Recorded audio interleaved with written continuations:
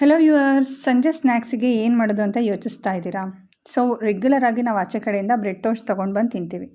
But ಮನೆಯಲ್ಲೇ ಮಾಡೋ ಅಂಥ ಬ್ರೆಡ್ ಟೋಸ್ಟು ರೆಗ್ಯುಲರಾಗಿ ಆಚೆ ಕಡೆ ತೊಗೊಂಡು ಬಂದು ತಿನ್ನೋದಕ್ಕಿಂತನೂ ಕೂಡ ಸಖತ್ ಟೇಸ್ಟಿಯಾಗಿರುತ್ತೆ.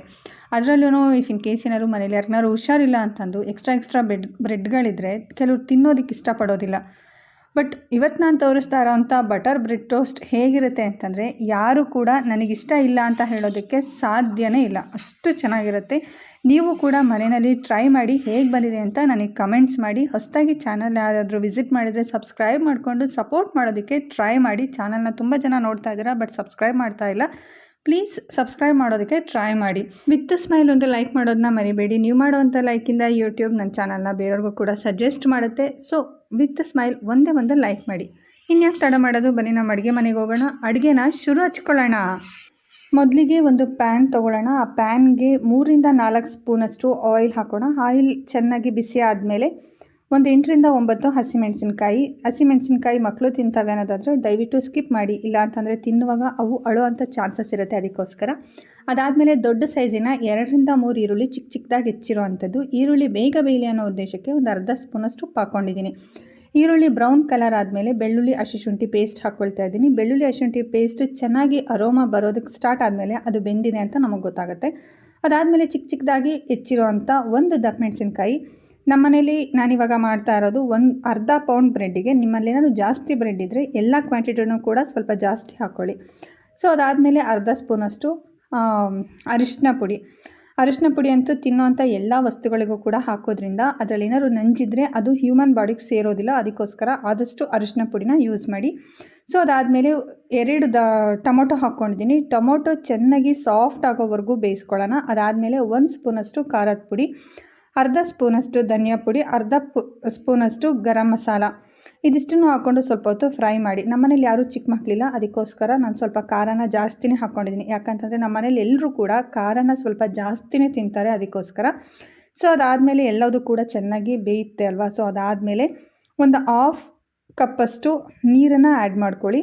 ಅದರಿಂದ ಗೊಜ್ಜು ಸ್ವಲ್ಪ ಸಾಫ್ಟ್ ಆಗುತ್ತೆ. ಸೊ ಅದಾದಮೇಲೆ ಒಂದು ಸ್ವಲ್ಪ ಕೊತ್ತಂಬರಿ ಸೊಪ್ಪು, ಅರ್ಧದಷ್ಟು ನಿಂಬೆಹಣ್ಣನ್ನು ಹಿಂಡ್ಕೊಂಡು ಇನ್ನೂ ಸ್ವಲ್ಪ ಹೊತ್ತು ಬೇಯಿಸ್ಕೊಳ್ಳೋಣ. ಸೊ ಅದಾದಮೇಲೆ ಆಫ್ ಮಾಡಿ ಇನ್ನೊಂದು ಪ್ಯಾನ್ ಅಥವಾ ಚಪಾತಿ ಬೇಯಿಸೋ ಅಂಥ ಹಂಚಿಟ್ಕೊಂಡು ಆ ಹಂಚಿಗೆ ಬಟರ್ ಅಂದರೆ ಬೆಣ್ಣೆನ ಚೆನ್ನಾಗಿ ಸವರ್ಕೊಳ್ಳೋಣ. ಅದ್ರ ಜೊತೆಗೆ ಬ್ರೆಡ್ಡನ್ನು 2 ಸೈಡು ಕೂಡ ಚೆನ್ನಾಗಿ ಫ್ರೈ ಮಾಡ್ಕೊಳ್ಳೋಣ. ಬ್ರೆಡ್ ಎಷ್ಟು ಚೆನ್ನಾಗಿ ಫ್ರೈ ಆಗುತ್ತೋ ತಿನ್ನುವಾಗಲೂ ಕೂಡ ಅಷ್ಟೇ ಕ್ರಿಸ್ಪಿಯಾಗಿರುತ್ತೆ. ಅದರಲ್ಲೂ ಕಾಫಿ ಜೊತೆಗೇನಾದ್ರು ಈ ಬ್ರೆಡ್ ಟೋಸ್ಟನ್ನು ತಿಂತಾಯಿದ್ರೆ ಹಬ್ಬ ನಮ್ಮ ಸಂಜೆ ಮುಗಿಯೋದೇ ಬೇಡ ಅಂತ ಅನಿಸುತ್ತೆ. ಇಫ್ ಇನ್ ಕೇಸ್ ಯಾರಾದರೂ ಡಯಟ್ ಮಾಡ್ತಾ ಇರೋರು ಕೂಡ ಈ ರೀತಿ ಬ್ರೆಡ್ ಟೋಸ್ಟನ್ನ ಯೂಸ್ ಮಾಡ್ಬೋದು. ಅವ್ರಿಗೇನಾದ್ರು ಬಟರ್ ಇಷ್ಟ ಇಲ್ಲ, ದಪ್ಪ ಹಾಕ್ತೀವಿ ಅಂತ ಇದ್ದರೆ ಬಟರ್ ಯೂಸ್ ಮಾಡ್ದೇ ಹಾಗೆ ಬ್ರೆಡ್ಡನ್ನು ರೋಸ್ಟ್ ಮಾಡಿ ನಾನೀಗ ತೋರಿಸಿದಂಥ ಅಷ್ಟು ಗೊಜ್ಜನ್ನು ಕೂಡ ಆ್ಯಡ್ ಮಾಡಿಕೊಂಡು ಬ್ರೆಡ್ಡಿಗೆ ಸ್ಟಫ್ ಮಾಡ್ಬೋದು. ಇದ್ರ ಜೊತೆಗೆ ನಿಮಗೇನಾದರೂ ಬೇಕು ಅಂತ ಅನಿಸಿದ್ರೆ ಬೀನ್ಸನ್ನು ಕೂಡ ಹಾಕ್ಕೋಬೋದು. ಇದು ಕೂಡ ಒಳ್ಳೆ ಡಯಟ್ ಫುಡ್, ಬೀನ್ಸನ್ನು ಸೇರಿಸೋದ್ರಿಂದ. ಬಟ್ ಒಂದು ವಿಷಲ್ ಹೊಡೆಸ್ಕೊಂಡ್ರೆ ಬೀನ್ಸ್ ಚೆನ್ನಾಗಿ ಬೇಯುತ್ತೆ, ನಮ್ಮ ಡಯಟು ಕೂಡ ಕಂಪ್ಲೀಟ್ ಆಗುತ್ತೆ. ಸೊ ನಾವು ಇಲ್ಲಿ 2 ಸ್ಟಫ್ ಬ್ರೆಡನ್ನು ತಿಂದ್ವಿ. ಈಗ ವೀಡಿಯೋದಲ್ಲಿ ಏನು 2 ಸ್ಟಫ್ ಬ್ರೆಡ್ ತೋರಿಸ್ತಾ ಇದ್ದೀನೋ ಆ 2 ಸ್ಟಫ್ ಬ್ರೆಡನ್ನು ತಿಂದ್ವಿ. ಸೊ ಅಷ್ಟೇ, ನಮ್ಮದು ರಾತ್ರಿ ಊಟ ಮುಗೀತು. ಮತ್ತು ರಾತ್ರಿ ಏನು ಊಟ ಮಾಡಲಿಲ್ಲ. ನಾನು ಯೂಟ್ಯೂಬ್ ಸ್ಟಾರ್ಟ್ ಮಾಡಿದಾಗ 66 kg ಇದ್ದೆ. ಸೊ ಇವಾಗ ಸ್ವಲ್ಪ ಡಯಟ್ ಅದು ಇದು ಅಂತ ಮಾಡಿ ಒಂದು 3 ಮಂತ್ಸ್ ಆಗಿರ್ಬೋದು, ನಾನಿವಾಗ 60 kg ಇದ್ದೀನಿ. ಆದಷ್ಟು ರಾತ್ರಿ ಅನ್ನ ತಿನ್ನೋದನ್ನು ಕಡಿಮೆ ಮಾಡಿ. ಖಂಡಿತವಾಗ್ಲೂ ನೀವು ಸಣ್ಣ ಆಗೇ ಆಗ್ತೀರಾ. ನಾನು ತಿನ್ನೋದೆಲ್ಲ ತಿಂತೀನಿ, ನಾನು ಸಣ್ಣ ಆಗ್ತೀನಿ ಅಂತಂದರೆ ಅದು ಸಣ್ಣ ಆಗೋದಿಲ್ಲ. ನಾವು ಸ್ವಲ್ಪ ಸ್ಯಾಕ್ರಿಫೈಸ್ ಮಾಡಲೇಬೇಕು ಸಣ್ಣ ಆಗೋಕ್ಕೋಸ್ಕರ. ಬೆಳಗ್ಗೆ ಹೊತ್ತು ತುಂಬ ಜನಕ್ಕೆ ಎಕ್ಸರ್ಸೈಸ್ ಮಾಡೋದಕ್ಕೆ ಟೈಮ್ ಇರಲ್ಲ, ಆದರೂ ಕೂಡ ಅಡುಗೆ ಮಾಡ್ತಾ ಇಲ್ಲ ಅಂತಂದರೆ ಕಸ ಗುಡಿಸ್ತಾ 1-2 ಸ್ಟೆಪ್ ಎಕ್ಸರ್ಸೈಸ್ ಮಾಡಿ, ನಿಜ ಸಣ್ಣ ಆಗ್ತೀರಾ. ಬೇಕಾದರೆ ನಾನು ಹೇಳ್ಕೊಟ್ಟಂಥ ಟಿಪ್ಸ್ನ ಯೂಸ್ ಮಾಡಿ, ನೀವು ಸಣ್ಣ ಆಗ್ತೀರಾ ಇಲ್ವಾ ಅನ್ನೋದು ನಿಮಗೆ ಗೊತ್ತಾಗುತ್ತೆ.